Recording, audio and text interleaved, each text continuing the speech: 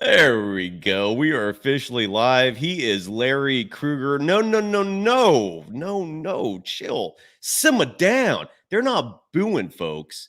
Oh, they're Kruging, baby. Larry Krueger, right there. And yours truly, Cyrus Sauce, is Larry. It's election day. People are stressed. The leader of the free world is going to be decided tonight. But we're not going to have any information for hours. So we are the reprieve. We're the entertainment for the masses. Are you ready to distract for the next 30 to 60 minutes, Larry, and talk Warriors basketball and talk about the fun things in life, the non-serious things in life? You know, that is so true. I have voted, so that's why I have my sticker here wherever. I didn't get a sticker. But you didn't get a sticker? Oh, you didn't vote? Because I'm a ballot box guy, dude. People like me, we don't get stickers. You went in there, huh? Yeah. Well, that's right. I went in there and I did my duty. Anyway, no. I'm just happy to be here. We're happy to talk a little sports on a day like today. It is a diversion. There's a lot of more serious things in the world. The one thing that somebody said one time that made me laugh is that sports is the toy department of life. Mm-hmm. And you know what I mean? It really is. So, we're used to being kind of a diversion from reality.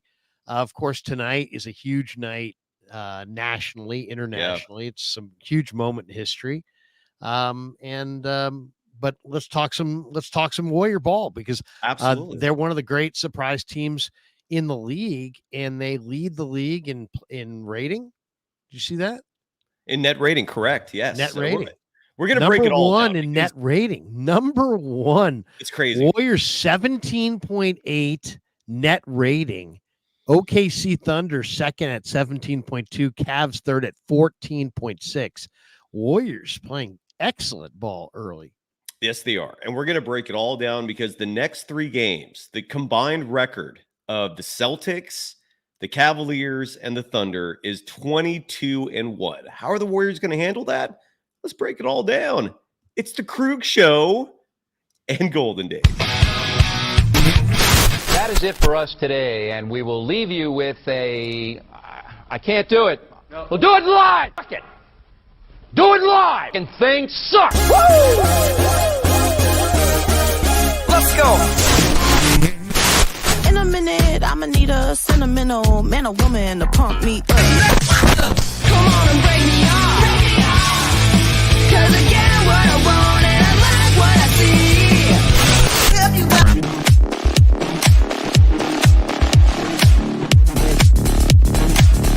Oh, we're not just talking Niners. Harry's audience is all about Brock Purdy. Brandon Ayuk, we're talking Warriors. That's right. He's Larry Krueger. You can follow him on all social media platforms at Sports Larry K. He hosts the Krug Show, over 50,000 subscribers and going strong. I am Cyrus Sauce. You can follow me on Threads at Dog Wild and on Twitter at Surf Journalist. Larry, you've got sponsors to pay. I apologize for not making your event on Sunday, but your title sponsor, Pig in the Pickle, you were there. You were munching on amazing food. Give some love to all your sponsors, brother. Great to see you, man. Yeah, good to see you too, Si. Of course, Pig in a Pickle, the best barbecue in Northern California. We were there on Sunday, and it was a great time. Thanks to everybody who came out. They've got two locations, Emeryville and Corte Madera, and they're open 7 days a week. So go get your barbecue at Pig in a Pickle. And also thanks to our good friends at Mancini's Sleep World. Mancini's a proud sponsor of the Krug Show. If you go to Mancini's and tell them that you listen to the Krug Show and give them the code KRUG10, you'll get 10% off at all Mancini's online or in the store or online at sleepworld.com.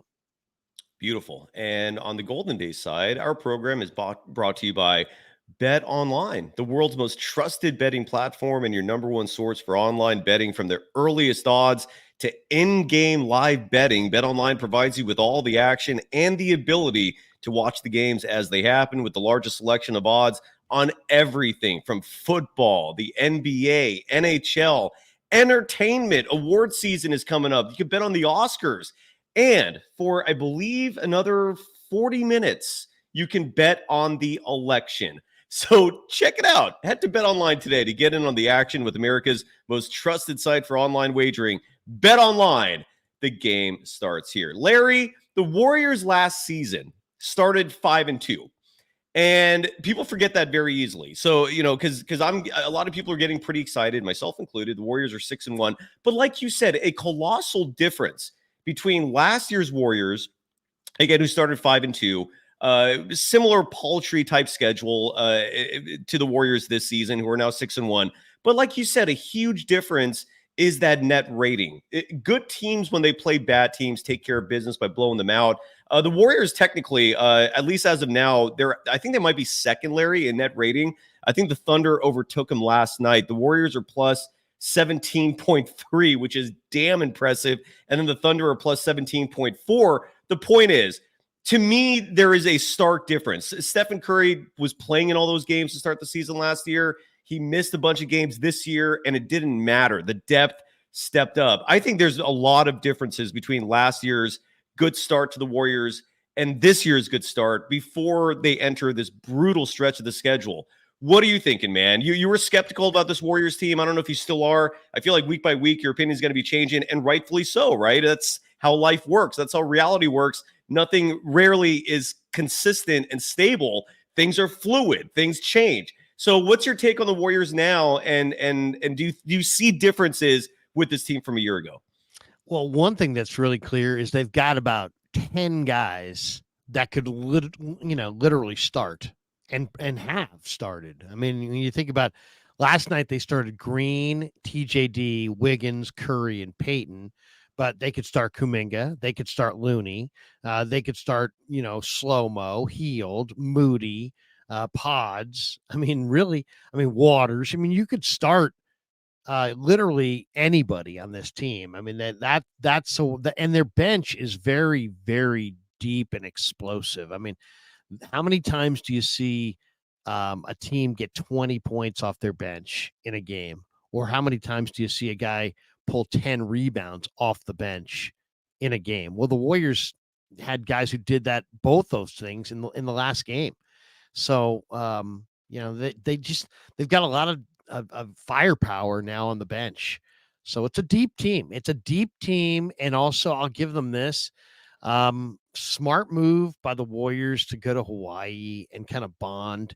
And, they're really kind of look like a team that's kind of gelled early, and they're playing at a really high level. They're a tough team to beat for anybody.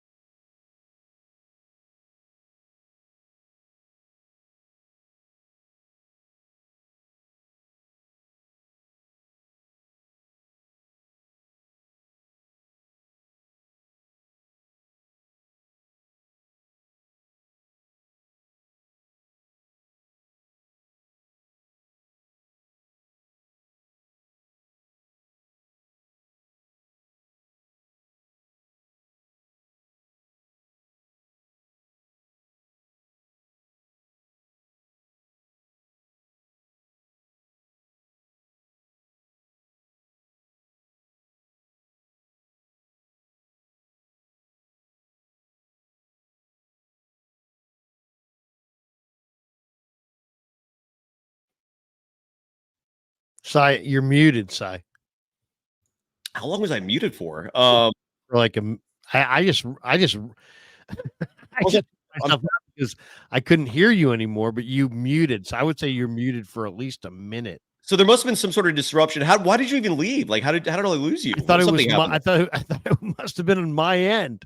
I don't know. Who knows? I backed out and rebooted.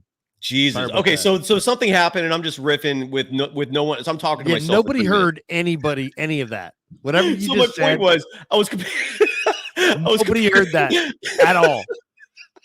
I was just talking Look to air. at Michelle H over here. A very long time. It was a very long time. And I was going on a good riff. God damn it! Oh well, what are you Look gonna at do? You've been muted the entire time.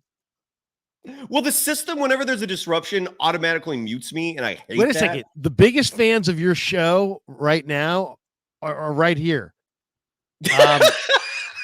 Right here. All these people. If you're still with us through like 3 minutes of dead air, these people should all get like a t-shirt or something.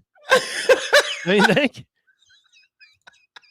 Look at they're just talking away. Please Chef read is like, that's the best Larry sounded in years. Thank you. Larry. Thank you, Chef. Oh my God, it just keeps going, dude. Pretty sure. Oh my God. Oh, man, I look can't who's going imagine right how at you. ridiculous I sound just talking while muted, dude. I look like a clown. Oh my God. It just kept going back. Went all the way back to Dude, it was like 5 minutes. It was easily 5 minutes. Or my point was, those 2-3 minutes I was talking to myself. I was bringing up the Warriors last year to this year. The colossal differences. Dario Saric and Chris Paul. Say it again because none of us got it. None of us heard. Can you start? Can you go back from the start? Guy, can we like say it a reset? Beep. All right, so a sounder. Maybe a sounder. I could take we're two. Just start the show all over. It's the Krueger show. It's the Golden Day. That is it for us today. I'm not going to do the whole thing again. So my point was, Larry, Jesus Christ, that's some professional content right there. Chris Paul and Dario Saric were getting heavy minutes a year ago. Now you've got Buddy Hield. Now you've got Kyle Anderson. Now you've got Lindy Waters. You got Moody and Kuminga, who are night and day different from this point a year ago. I was just going to ask you, like, just to add on to that, in terms of like how much better this team is with the bench they have now, as evident by, I'm looking at this, the box score, for example, where, and we'll talk about Podziemski because that was really weird what happened to him last night. But again, Lindy Waters, Kyle Anderson, Buddy Hield. I know DeAnthony Melton hasn't been playing much lately. Andrew Wiggins is different, is almost night and day from what he was a year ago. The last night he shot horribly. My point is, Larry, is this a better team than a year ago is what I'm asking you. Yeah, I think so. I think so. And so what does that mean as far as wins? I had said 38 at the beginning of the year. And now I would definitely, somebody asked me the question after a couple of weeks. I said, maybe like more like 42. Now I feel it's going to be more like 46 or 47. I think that's probably where I would sit. 46 or 47 wins. All right, so I like that. I like that, a revision. You have revised your total. I like that. You've gone up from 40. I've gone up from 38 to 40 to 46, 47. That's right. Because I'll say this, right now they look really good. They also, were able to withstand an injury to Steph, and still look pretty good without him. So but obviously that was a short amount of time, but they're really deep. They're just really, really deep. And normally really deep teams, it doesn't work. Why? Because there's bad blood, bad vibes, but they've got a good vibe going. So they got a good vibe and they got depth. And those are two really important things for the long haul. Good vibes and depth, quality depth. Guys that can come off the bench and go for 20. Moses Moody can go for 20. Buddy Hield can go for 20. Slow-mo, as much as I don't like watching him, he has got the ability to go for 20. Kuminga can do it. Lindy Waters has done it already. So, I mean, this bench, Podziemski was on the bench last night. He can have some big nights. So they're deep. They're really, really deep. I still think that if you said, what would make them better, if they could make a deal involving maybe Wiggins and like maybe Kuminga, if they don't want to pay Kuminga, for one more dynamic kind of bigger piece, I think that would be smart. Somebody who's got, somebody who's 6'10", 6'11", runs the floor, If they could, like Jalen Duren, that guy, somebody like that. Somebody who can, the guy in Cleveland who can block shots and run the floor. I think that's what they need. Did you watch the game last night, by the way? Yeah. So, and the only reason why I ask is because I'm curious to know what your reaction was to seeing Brandon Podziemski start the third quarter and then 52 seconds in bailed. And the Warriors did not provide any reason for this other than saying, I think they used the word illness. And they added, there was some other report saying he wasn't feeling well. From my experience, and there's still nothing to add to that. I mean, so I'm guessing indications are this was a short-term thing. He should be good to go for Boston. I think they're going to need him in that Celtics game. But the point is, and I was having a little fun with this last night, typically when you see a player, and Stephen Curry ducked out like this, I think a year ago, usually when you see players just vanish like this, it's typically you got the liquid shits. Your tummy is just at that point where you got to sit on a can for a good hour and you're sweating and you're miserable. What was your take on that? That's usually what the reason is. Not always. I could be mistaken, but what was your reaction to Podziemski leaving early? Because he's a tough dude, man. I don't think he leaves games unless it's a serious thing. And the shits are a serious thing, Larry. Your thoughts? I won't speculate on another man's shits.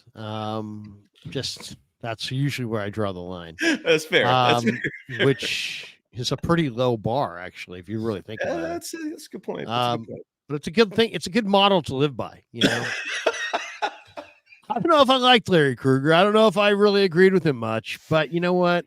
That's where he drew the line. Well, he has integrity. You're a man of integrity, Larry. I have a line. You have dignity, sir. You refuse to discuss skid marks. It's true. There are things that I will not. Larry, you've been a I can't host. Speculate. I really can't speculate. Well, Larry, which leads to this question. You've been hosting live content on the radio, on TV, now online for decades, brother. I think you're either at 30 years or approaching a 30-year mark, right? I mean, what's your anniversary for being a professional broadcaster? 2026? Wow. Is that 30 years? Is that 30 years? Like 1995, 1996, somewhere in there. So it's coming up. But the reason why I ask, besides just, wanting to honor you for an incredible run that's still going strong, you're currently, Larry, you've got it. I'm going to try to make this moniker a thing. You are currently, in my opinion, but it's a strong opinion and I can back it up if need be, you are the king of Bay Area sports media right now. You are, sir. You are at the pinnacle. You are at the summit of the mountain peak. And which leads to this very important question. In your nearly 30 years of broadcasting, I'm sure on a few occasions you've had a moment where you suddenly had to take a shit. What did you do? Was there ever a moment where you had 2 hours in front of you on that clock? You're sweating. You've got that feeling that everyone in the audience knows what I'm talking about. What did you do, Larry? Give us an example of that circumstance. I got to be honest. I've never had that per se where I'm just like, oh my God, just never. I've always been able to be near a bathroom. All the studios that I worked in always had a bathroom really close by. But so never that kind of an issue. But a couple of things stand out. One was one time I wrenched my back and I had to have surgery. This is like 25 years ago. And I literally had to bend over, like lean forward, down, have the microphone all the way down so I could just bend over to be in like the right position because it hurt so bad.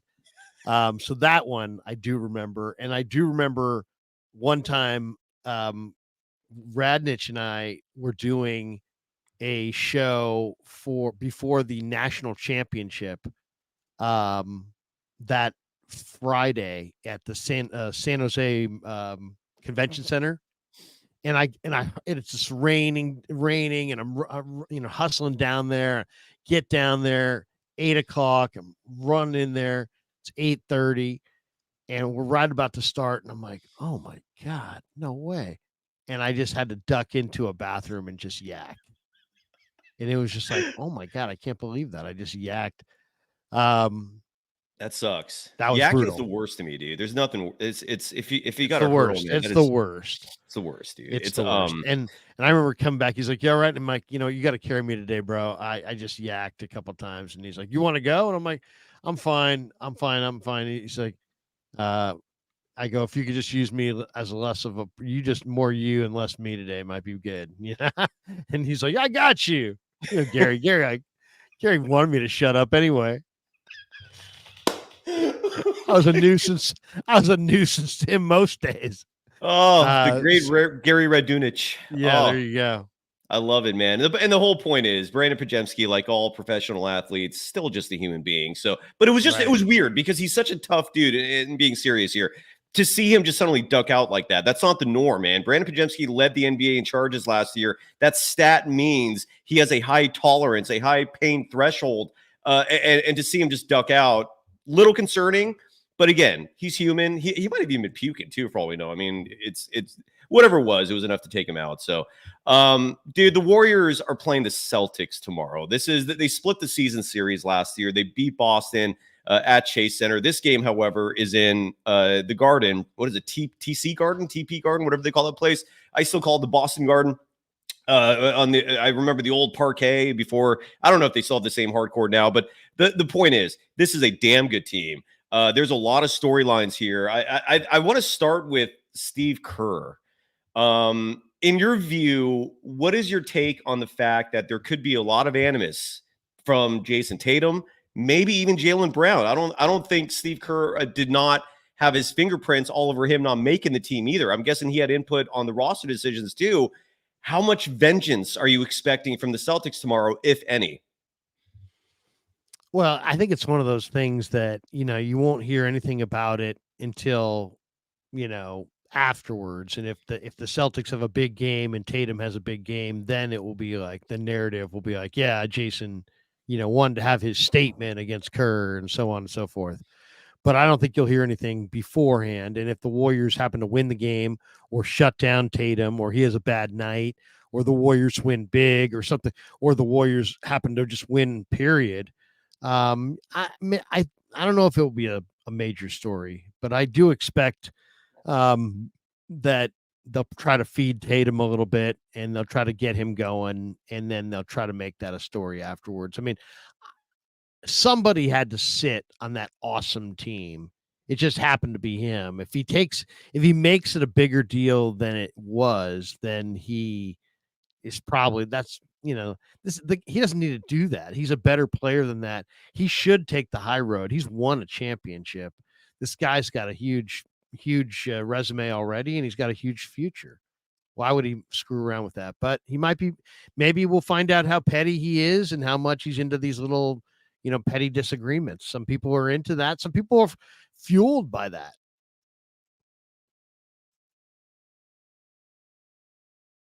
You're muted, Cy. Muted, I believe.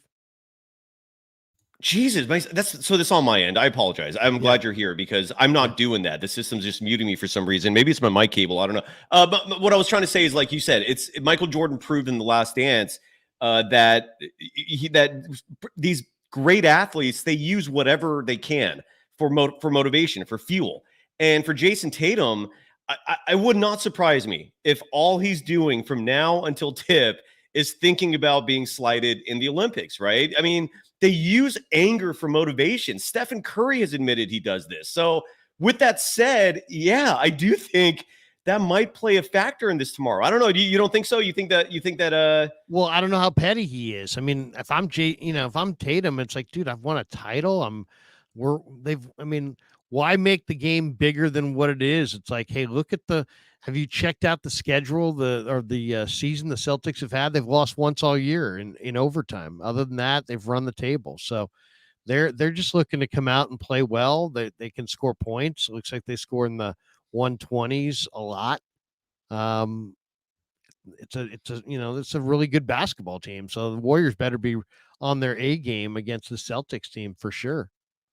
Damian LaRoche in the chat saying that Jason Tatum's always subpar versus the Warriors. I pulled up his career stats against Golden State, courtesy of StatMuse, who is starting to become questionable as a resource for information, but nonetheless. So keep this in mind. I got it from StatMuse. Jason Tatum, for his career against the Warriors, has played 14 games against them in his career. This does not include the postseason because they played in the NBA Finals, obviously. But his career numbers: field goal percentage 42.8%. That's okay. It's not great. It's not awful either. 3-point percentage 35.4. Also okay, not great.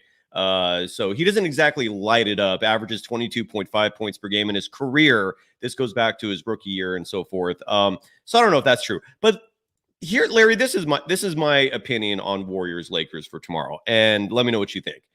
I think this Warriors team. Celtics, mean? What did I say? Lakers. Sorry, yes.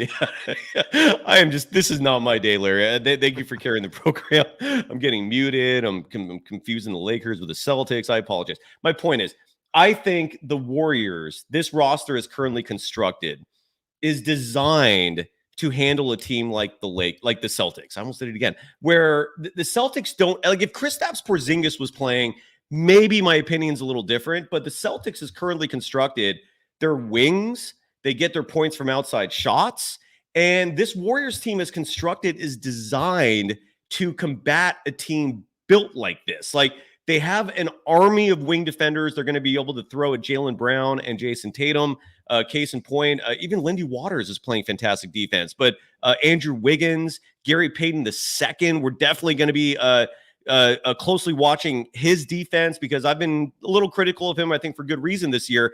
But then you also got folks like Buddy Hield, who's playing better defense than a lot of people, myself, expected. You've got Moses Moody, Kyle Anderson. I mentioned Lindy Waters. The point is, this team and Draymond Green is built for a team like the Celtics. I think they could pull this upset off. I'm not saying they are, but I think it's very possible, and I'm not going to be surprised if it happens. What's your take, man? Do you think the Warriors are built to handle the Celtics, or is it going to be a one-sided show? What's your early prediction and prognosis of this game? Well, I mean, it's an interesting matchup because the Celtics are also pretty deep. I like a lot of the guys that they have on their bench. Baylor Shireman was fantastic at Creighton. He can flat out shoot it. Pritchard's a good ball player for sure. Davison is a good athlete. I mean, there's no question he's got talent. Tillman's a big man who's got some skills. I mean, and then of course, look what they've turned Keita into. I remember watching Keita in college, thinking, man, that guy would be fantastic on the Warriors. He was in Sacramento, and they let him get out of there. He's starting to. I mean, he had 10 points and 7 rebounds in their last game. So, that is a nice find for them. And of course, obviously you still have Al Horford and the stars of the team, Tatum and Holiday, and Derek White has emerged as a really good player. So the Celtics are just playing really good basketball. And they get good depth, and they can score, and they play pretty good defense. So, I mean, right now they're rolling. They're feeling really, really good. I don't think the Warriors are going to win this game. I think the Celtics are going to win this game. And again, I don't think that's a bold prediction. The Celtics are the reigning champions, and they're playing like a reigning champion who is motivated to repeat. No one's repeated in the NBA as a champion since 2018 when the Warriors did it. First of all, if you're paying money to get your chat highlighted, we're going to address it. And I like to give the people what they want. Kev F donating $2 to say, we need another Warriors post-game show where Frank, Dan, Coach Emilio, the whole crew is involved. I'm down. Larry, if you want to, you know them better than I do. But I'm totally down. If Larry, if you are, I'm in. So when is it? Tomorrow night? Well, they play the Celtics tomorrow. They play the Cavaliers Friday, I believe, on my schedule on my phone. And then they play the Thunder on Sunday. Look, Warriors Mavericks is also a week from today. There's a lot that's coming up, man. I mean, this whole season is filled with huge games. Pick a night, Larry. Pick the night that you think would be best for that. Let's do a dual stream. I'm totally down. Let's do tomorrow night. Let's do Wednesday night. Let's do it. I'm in. I'll bring Paulie Mack with me because me and him are supposed to stream. So I'll bring him over. Oh, so we'll get Paulie, we'll get Dan, and we'll get Frank. Yeah. Well, all I'll right. invite them. I don't know. I can't come. I can invite Rye. I can invite. Let's do it. Kev. I can invite my nephew, who's now part of the gang. I've Okay, got okay, him you went too going. far there, Larry. Your nephew, that's a little much, man. All right. I mean, I've got all kinds of come on, friends. dude. Now you're crossing. Now you cross the line, dude. You know, I'm not big on nepotism, and now you're getting your nephew involved. I don't even could. know who the hell this person Oh, is. he's a sharp kid. He really I'm is. kidding. No, love it. Let's do it, man. And look, Dan's in the audience. See here, he's already in. He already confirmed. Dan Cuchamilio, come on down, Dan. Come on down. Come on down. Price is right. Look at that. Dan's got his own it. channel, but he's in the chat. I love it. I love it. Gilbert Arbalo says Monster Slam. Dan did a play-by-play of a was it Andrew Wiggins with the Monster Slam? Yeah, that was you. You played that clip on your show a lot, right? I've seen God, it was epic. If you have it on you now, you can play it, man. I don't have that on me. I don't think I can get into my own deal here. I think this is we're on your side here. And I know, but you could still share, even though it's technically. If you can do it, pull it up. Let's play it. Otherwise, we'll keep moving on. But there you go. That's it is not every day you see producing happening on a live broadcast, but you just saw a show get booked live. That might be a first. It's not every day we do that. I want to look at the line real fast. We both have gambling sponsors. Mine is Bet Online. I want to see what the spread is. I'm going to ask you before I look this up, Larry. Your guess on what the line is between the Warriors and the Celtics in Boston tomorrow night. What would be your prediction? And then I'll tell you how close or far you are. Celtics by 4. You were close. I predicted 7, maybe 7.5 last night. It is 7.5, but Celtics are favored. Celtics by 7.5. Oh, I was correct. only off by 1.5. You're not. Yeah, you were close. You were very close. Good guess. I would advise people not to bet on that. That is not that. I don't feel good either way. If I had to bet, I'd bet on the Warriors. NBA. I mean, don't bet on the NBA. You'll be a lot happier. It's hard. Okay. I guess it depends on who you're talking to, right? Because I kill it, but that's me. You kill on the NBA. I've never lost money, man. Yeah, you've never lost money overall. What are we doing this live stream? I'm talking about start our own book. I'm talking about the bottom line, and this is why I'm so annoyed that gambling is not legal here in California. Because I feel like I could just set myself up, man. I don't want to move to Vegas, dude. But yeah, I can make money off betting on NBA. Yeah. Well, who should we take? Do we take the Warriors or the Celtics? Well, part of being a good gambler is not betting on games that you don't feel good about. So I don't feel good about this game. But if I had to, I would guess Warriors plus 7.5. I'm predicting it's going to be a close game. I think this Warriors team is going to step up. I think they are very cognizant of these games being big tests for them.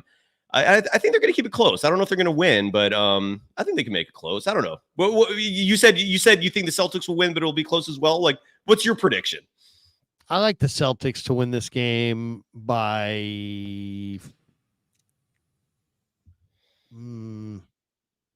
maybe 10.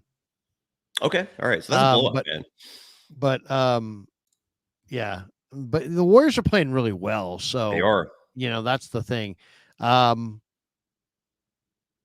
Gosh, that's a tough one. I mean, it is. I don't know. I don't know. That's why it's a stay away for me too, because I couldn't split that. Do you like any other games tonight, Si, since you're Mr. NBA spread guy? Oh, okay. Well, there's no games Houston today. Against the Spurs. It's election Tuesday, so again, we're the distraction. This is for tomorrow. So tomorrow's got a huge dog. I'll read off all the games, and we'll go one by one. Pacers are favored by 7 over the Magic. I would take Magic plus 7. I don't feel great about it. But what about you?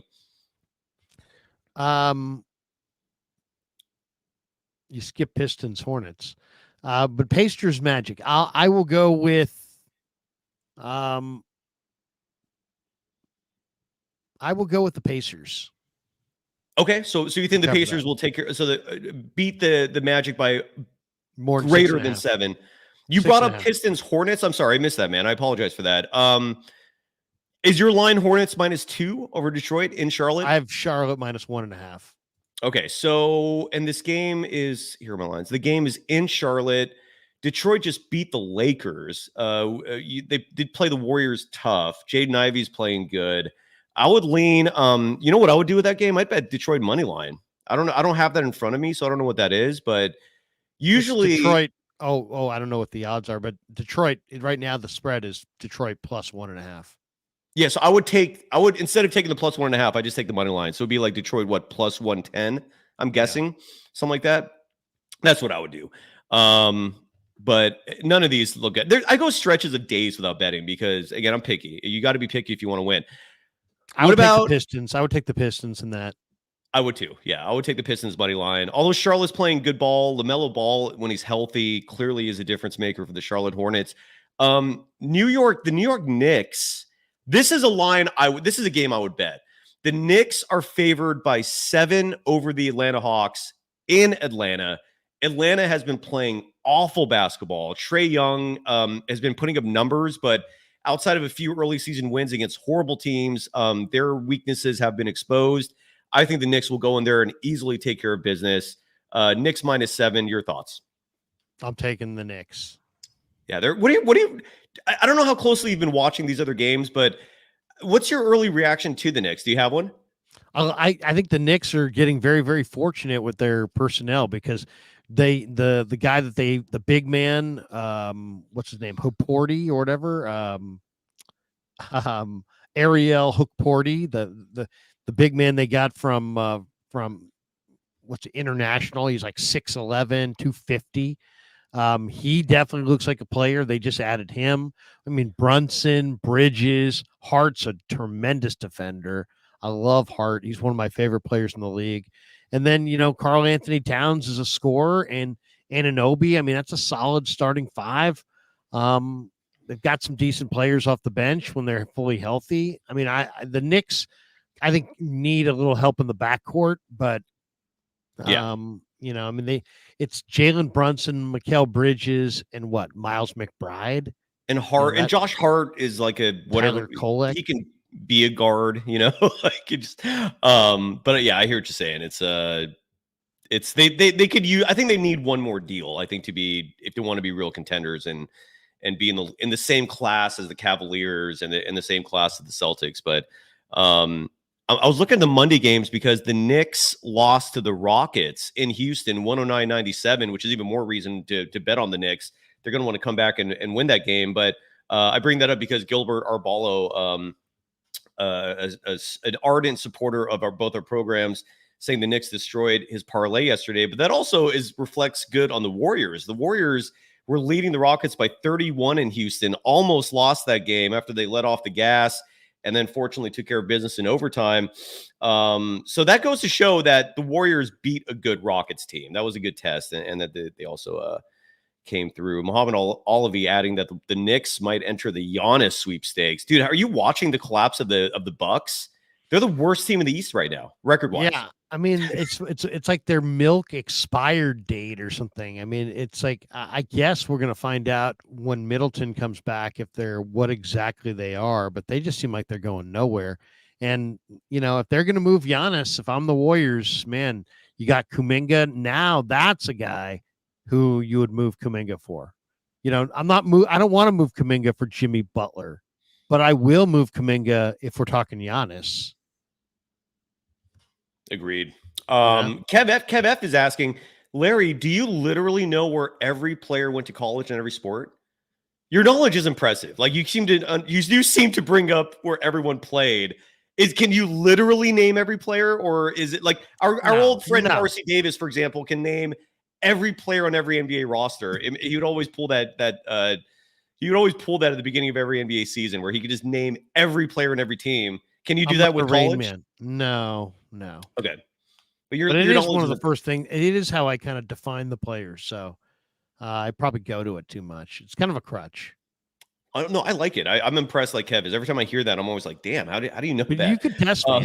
If you want to test me, we can see if how many I could get.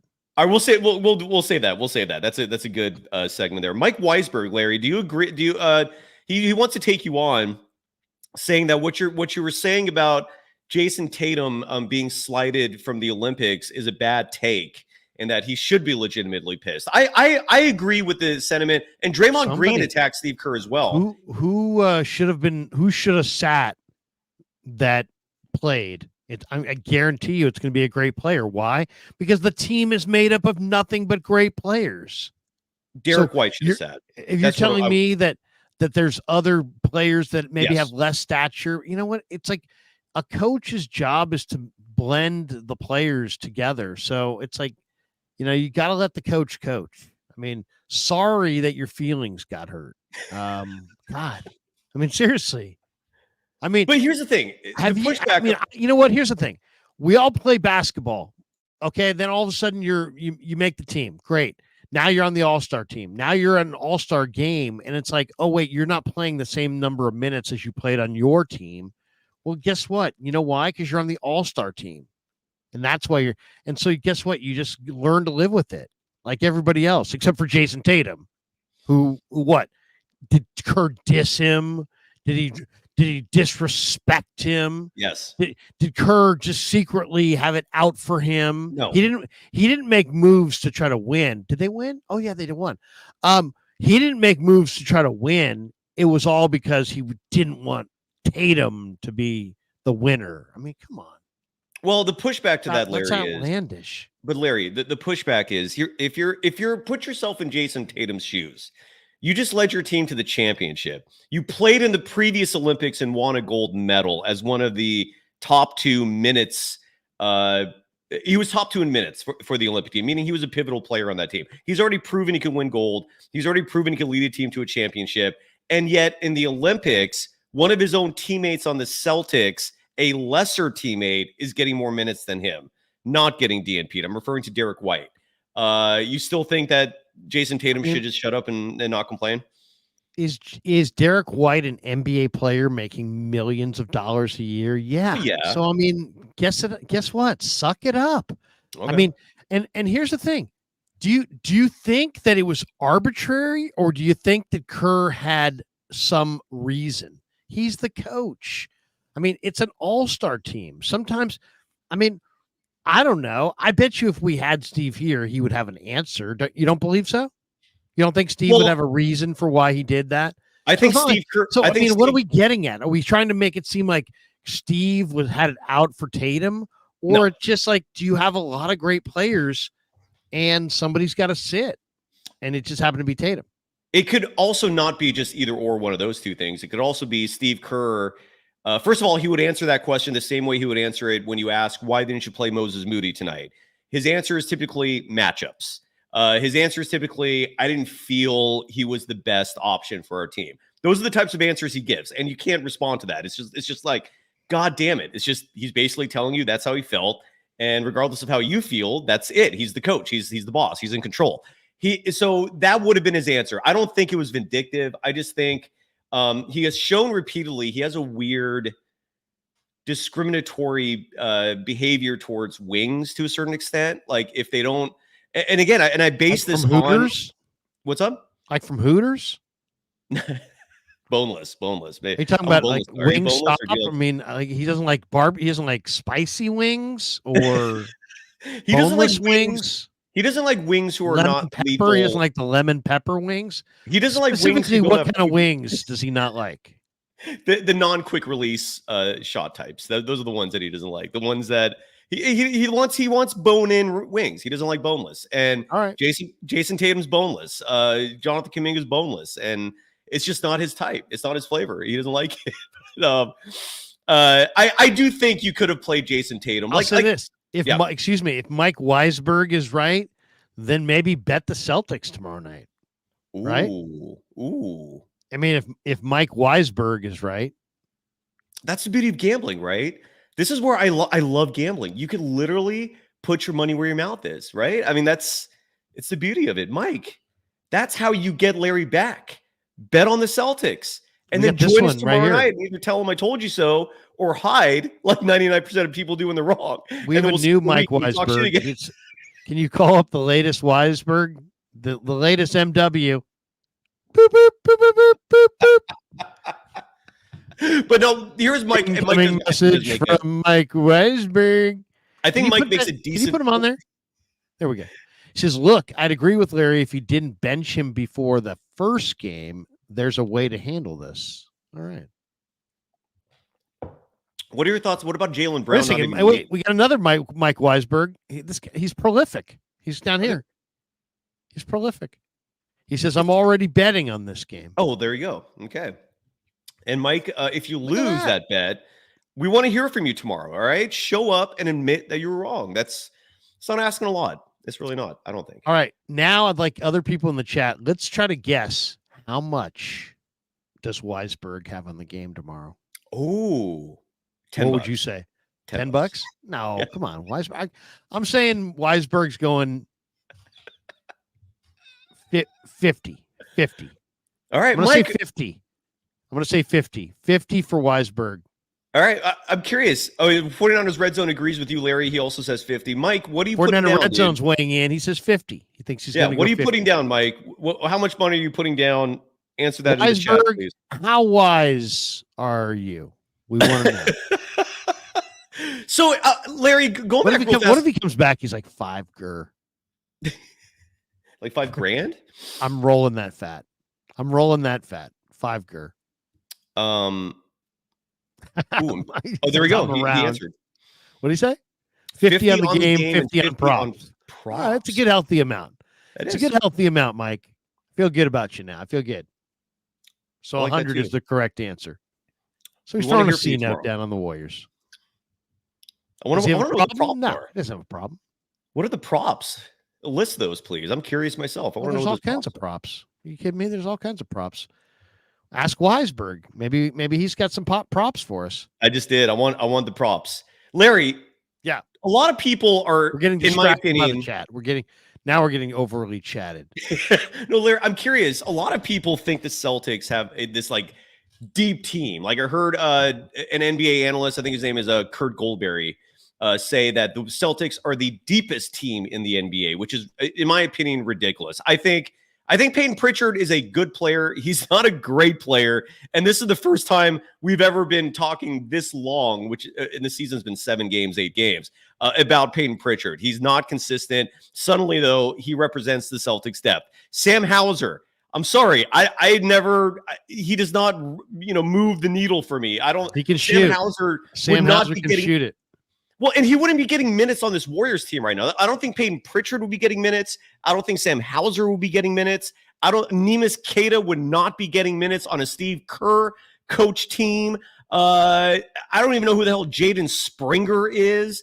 Xavier Tillman is okay, but he gets cut left and right. He couldn't hack it on the Memphis Grizzlies. Al Horford is 39 years old, and he's your starting center. My point is, the Celtics are not as deep as people are saying they are. I think the Warriors have a damn good shot of going in there and making some noise. What are your thoughts, Larry? I mean, the Warriors are playing well, right? It's and they've shown that it's not just a game situation or one game up, one game down, or when you have depth, and you're sharing the basketball and you're playing as fast, it's early in the year. So they're relatively fresh. My argument against the Warriors being a big winner was the age on Steph and Draymond. I don't think that really starts to show itself right away. And it definitely won't early on with a deep team like this. And they might be able to even compensate for not having those guys. That's how deep they are. Correct. But they look right now like they're locked in and playing really, really well. So I would say, even though I like the Celtics to win by 10, if I was, that's kind of my first thought. But man, it would be hard. It would be a stay away because I think I could also see Golden State winning by 10 and just serving notice out of nowhere with some huge win as the Celtics take them lightly. Absolutely. I'm 100% with you. You have a fan here, Larry. This is from the fan is here. You have a shitload of. You're the king of Bay Area sports media. Again, I'm going to hammer this, dude. This is going to become your moniker. You're the king. You're going to put a target on my back. Pretty soon there'll be an investigation. You're the king. That comes with the turf, dude. There's an investigation, a tax. All of a sudden there's taxes involved, and I've got people coming after me. And heavy lay the crown, right? Heavy lay the crown. What do you say, Bayfax? Hi, Larry. I'm graduating college with a degree in journalism. Any tips to get where you are today? He's not asking me. He's asking you, Larry. So I'm going to stay out of this entirely. Well, yeah. Okay. To get where I'm at today, you go east on 24. Okay. And then you take the exit. No. The guy's going to show up like 5 minutes. Hey, what's up? Oh, hey, what's going on? It's like knocking on your door. You asked me where I was. Now, I would say just, if you're in college, do internships, look for what interests you, and, go ask yourself, do you like the tasks that are associated with a particular job? And if you like the tasks, then you'll do the job. If you don't like the tasks, you won't do the job. So that kind of thing. And also just like, what do you want to do? Like maybe just for 10 minutes, as opposed to what do you want to do for like 35 years? I know that's a hard question to answer for a lot of young people. My kids are making those decisions right now too. So I would just say do internships, do informational interviews with people who do the job that you want. So like, I'm not saying I want a bunch of people to call me and say, do an interview with me, but like, if you're looking to find out about a job, do an informational interview with somebody who does the job that has the job that you think you want.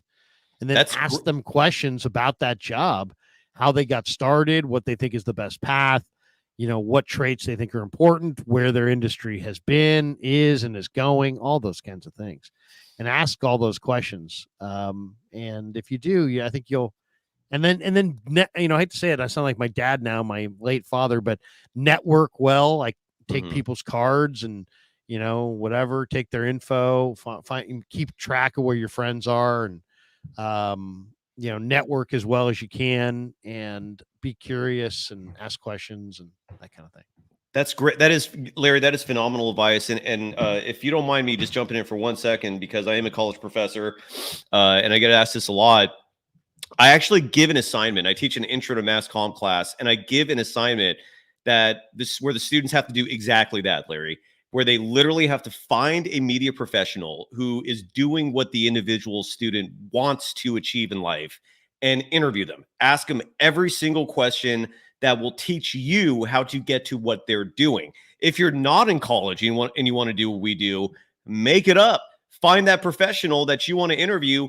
Tell them you're in college and you're doing a project, and learn from them in terms of how to get to that position. And also adding on to what Larry said, the internship is everything. If you go to college and you don't intern, you just wasted either your parents' money or whoever's money was used to pay for tuition, because without the internship, you're not getting your foot in the door. That's what the internship is all about. Interns are cheap labor. Companies love using them. And it circumvents the catch-22 of how do I gain experience if every company requires experience to hire someone. It's the internship. You go to college, you work for cheap or for free. Hopefully you get paid something. And then you go from there. So we got this one from Kevin F. He says, most people do jobs they dislike to pay the bills. That's why we watch the Warriors in sports for fun. That's why it's Larry. No, I totally get that. All I would say to anybody is, there's no problem with compartmentalizing your life. And, I do a job I don't like, but it's for money or whatever. And then I do things I like to do on the weekends. That's fine. That's fine. I mean, more power to you. I'm not going to tell anybody that anything's better than anybody else. But all I would say is, people ask me how you get ahead in media and that kind of thing. And it's like, I would just say, you can sit around and wait for somebody to hire you, or you can be proactive and put your stuff out there.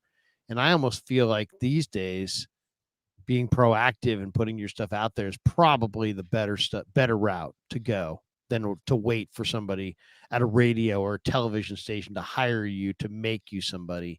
I think those days are kind of come and gone. Not that those jobs are 100% gone. They're still there.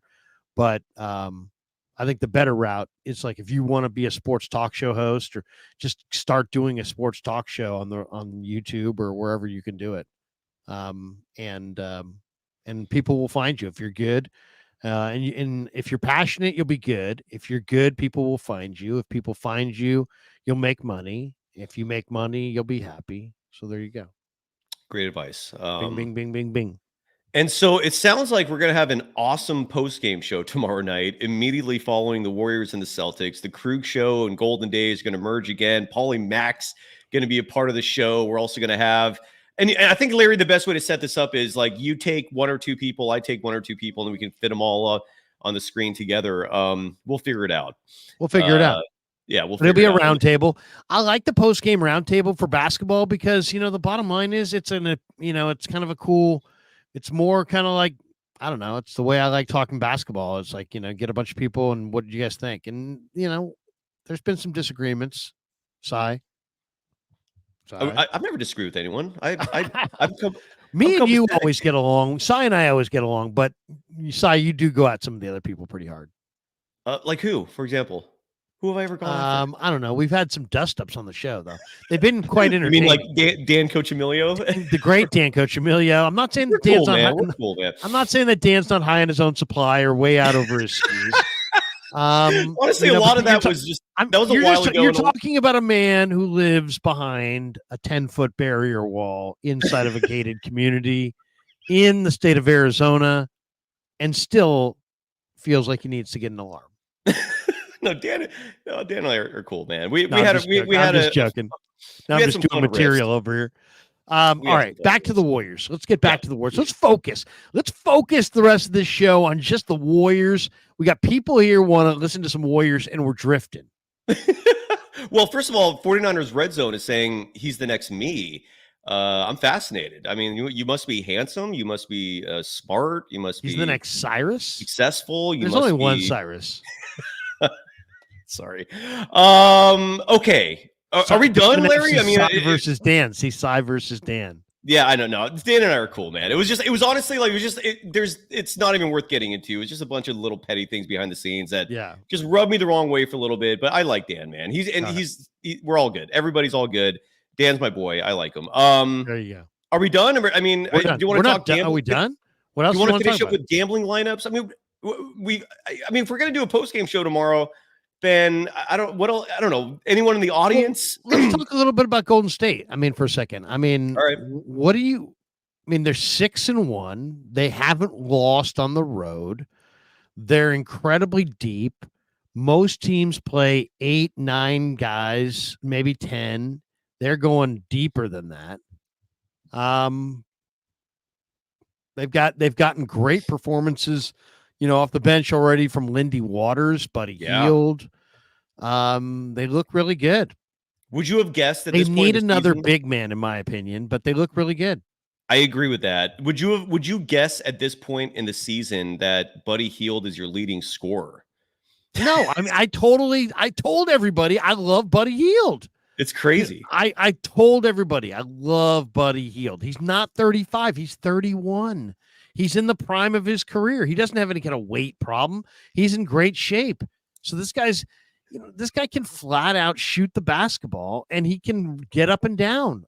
And on the Warriors, that's an asset. That's a major asset. Agreed. For some reason, he didn't come into the game until the third quarter. In the Warriors win yesterday. I don't know why, but Larry, the one thing I noticed, which is kind of weird because we haven't seen this in years past, but I noticed it in last night's game.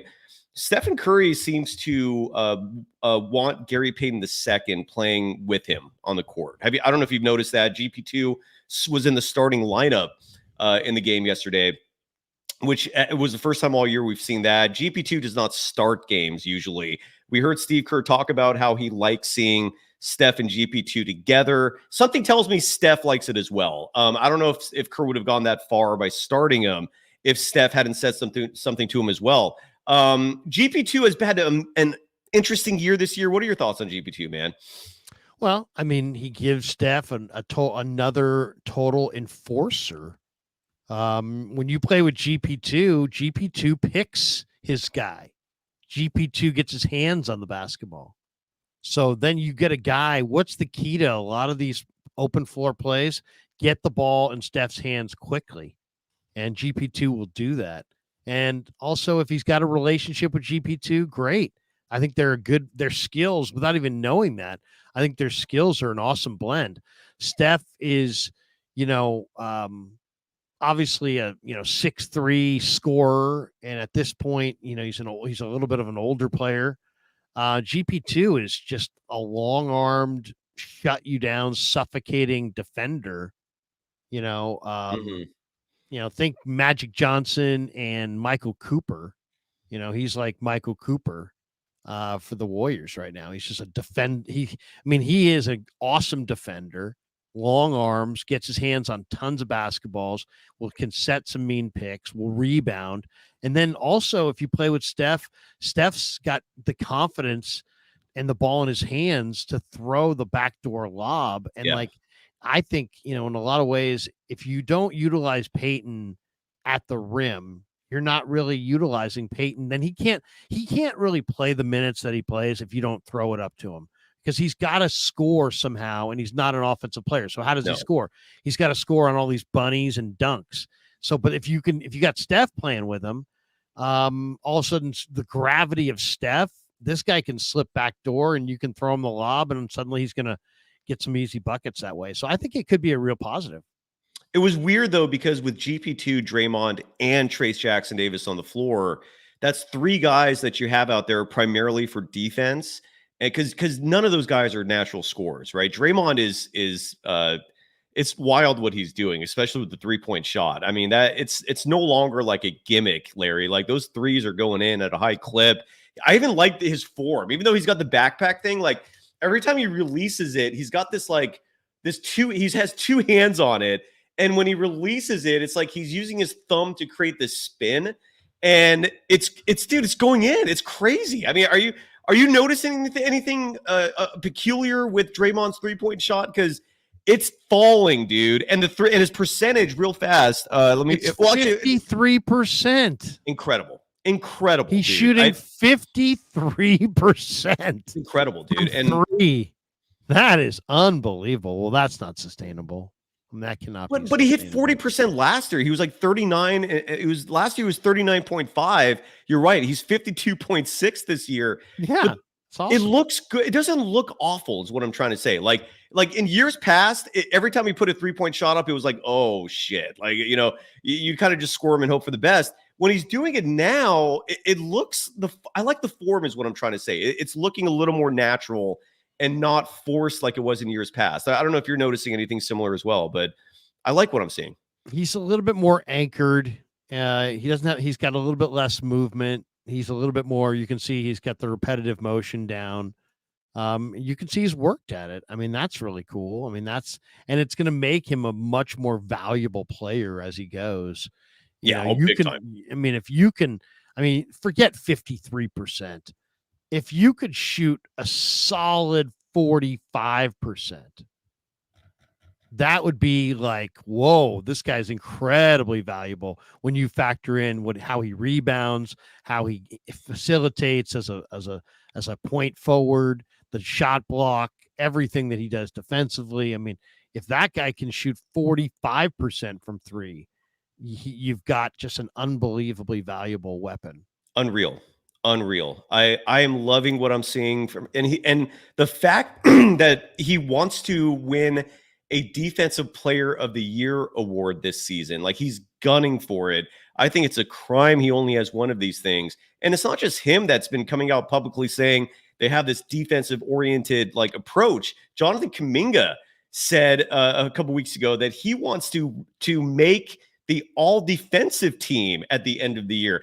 I love hearing that, man. I don't know about you, Kuminga, since he went to the bench, has been on fire, dude. Sorry, go ahead. No, I mean, I don't want to trade Kuminga. I don't want to trade him for Jimmy Butler. No. I want to see Kuminga do his thing. Yeah. This Warrior team has so much potential. I mean, by the way, Buddy Hield has led them in scoring already 5 times this year. 5 times. It's crazy. It's crazy. And they won all 5 of those games. Ooh, so I like this comment from Kev F, by the way. Draymond aging like Jason Kidd. I like it. I love that, dude. His kid was going strong into his late 30s, man. He was. Yeah. It's a good call. Draymond is taking care of himself, Yeah. He's taking care of his legs. So, yeah, I mean, I still would think they're one deal away. I don't love the configuration of this team. I would love it if they had Yeah. one more big piece.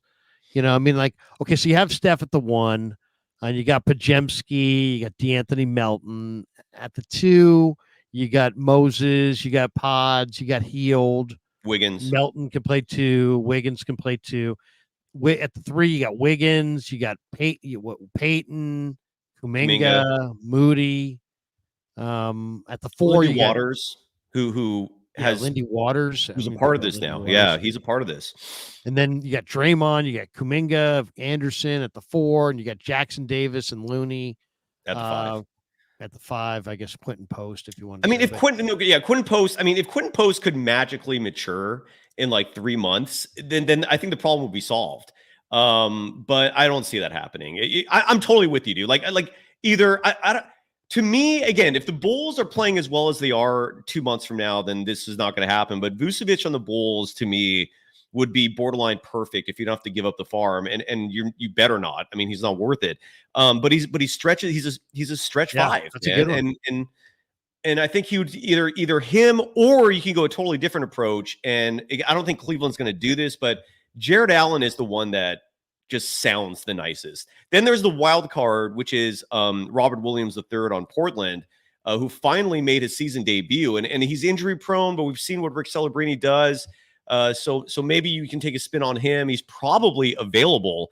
And I want to look up his numbers real fast. Robert Williams III. I'd love to get Chris Murray in that trade too, coming back. Robert Williams. Great call on that. Great call. I think Chris Murray is going to be a pretty good player. Yeah, and this is and Chris Murray, twin brother, if I'm not mistaken, of what's his name on the Kings. So I just want to see real fast. Did Robert Williams III play in last night's game? Maybe he didn't. Maybe he's gonna make his debut soon. But I wouldn't mind Robert Williams III. He's been hurt. I think he's been hurt.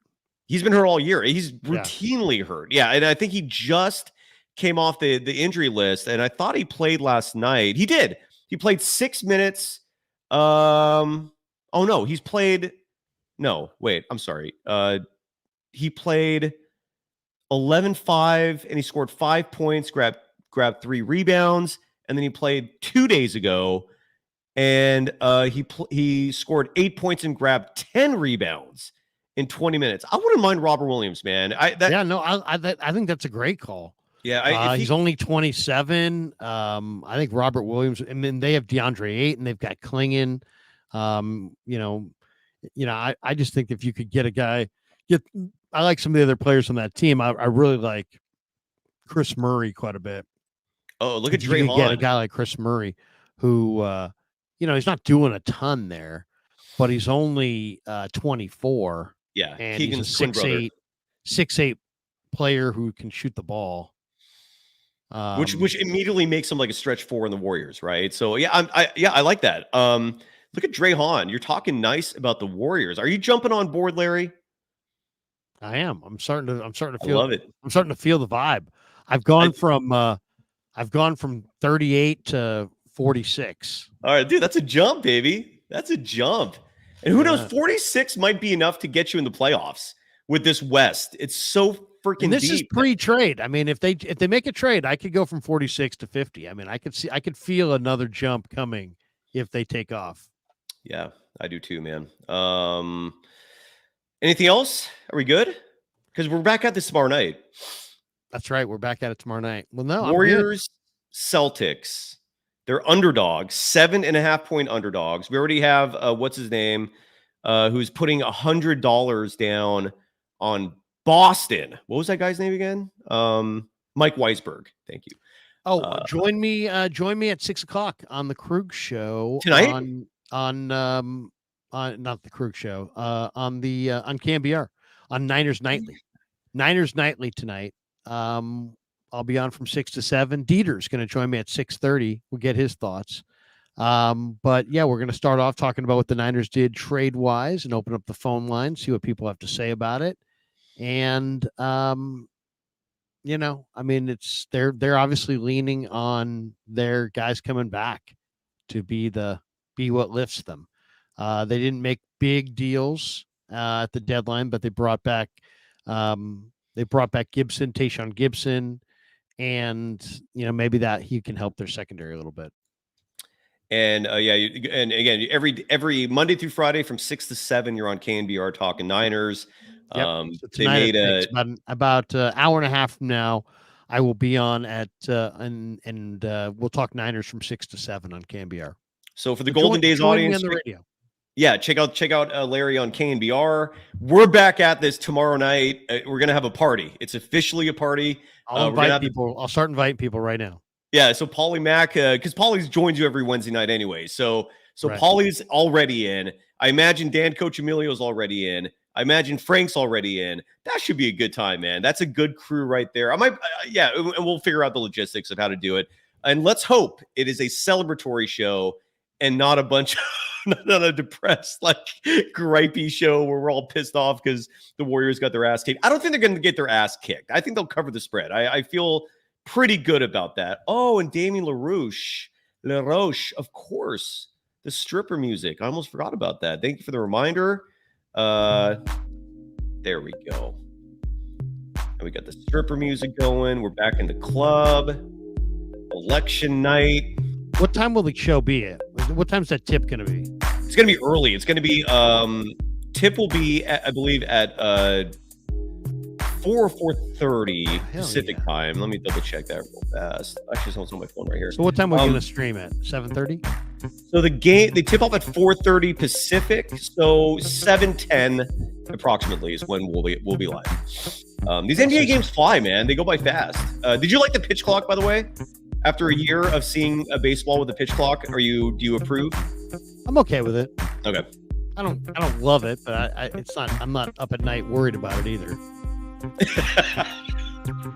What does keep you up at night, Larry? What does prevent you from sleeping comfortably? What keeps me up at night? Oh man, I'm just very, very concerned. No. Nothing these days. I'm feeling pretty good. I'm sleeping pretty good. You're the king, baby. That's what the king does. The king sleeps well, as he should. I'm sleeping well. I'm enjoying life, enjoying the channel, enjoying being back on KNBR, enjoying working with my kid. Yeah, dude. Enjoying this Warrior team. I thought it was a chance that it was going to be really bad. Not enjoying slow-mo. Slow-mo's shot keeps Larry up at night. Yeah, that thing is freaking ugly. Can we trade slow-mo? What can we get for slow-mo and Wiggins? Can we swing that into something? So you want slow-mo off the team, even though he was running point last night? I was saying that I like slow-mo in the sense, like last night, Kerr was using him as the team's point guard, and I was super thrilled about that because with Kyle Anderson running the point, you no longer have these liabilities, these big Swiss cheese holes in your defense. Now you're matching up with any other team in the NBA. I like it, but he does look awful out there. His style is ridiculous, dude. I don't know why it looks like he's in slow motion. It does. The nickname is super apropos, but I like him as a point guard. You're saying you hate it. You want him off. I don't like effective. I like to be entertained. It's a freaking game. You know what I mean? I don't want to see some ground bound guy who has all these hidden traits. I don't want subtle hidden traits. I want somebody to rise up and rip one down. I want to see somebody, I want to see a show. I want to see some athletes. I want to see up and down. You know what I mean? I like an aerial game. My favorite player of all time is like Dominique Wilkins. Ooh. So you must love Kuminga then, right? I mean, Kuminga. I love Kuminga. I love Kuminga. Kuminga's like my favorite. I made the point the other day, Larry. Dominique was, Kuminga times 100. The only guy I've ever seen recover from an Achilles injury the way he did. Like he resumed dominating the game after tearing his Achilles, and this was an era where I don't think they were repairing those things with the same effectiveness they're doing now. So it was impressive. Dominique was a beast, dude. Yeah. I was saying on Larry, I don't know if you agree with this or not, but I was saying recently regarding Jonathan Kuminga. I love how we've been wrapping up the show for like 20 minutes. Damien says Krueger only likes the cream fillings of donuts. It's not true. I'll eat the whole donut, and I get the body to prove it. Well, what kind of cream? Isn't there like chocolate cream as well? It's not just the white stuff, right? I don't know, but who doesn't like a donut? I mean, if you don't like a donut, something's really wrong. You're not, dude.